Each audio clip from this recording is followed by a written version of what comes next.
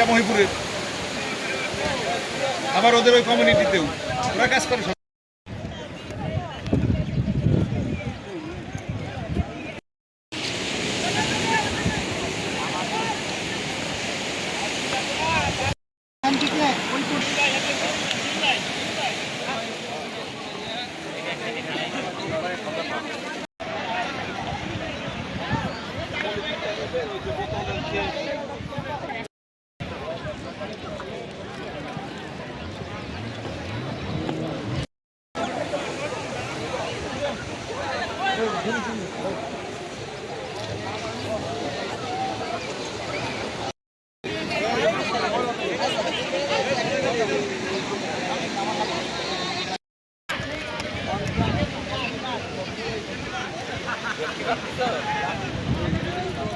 আজকে international volunteer day 2025, সেখানে পরিষ্কার পরিচ্ছন্নতার জন্য আমরা এখানে এসেছি।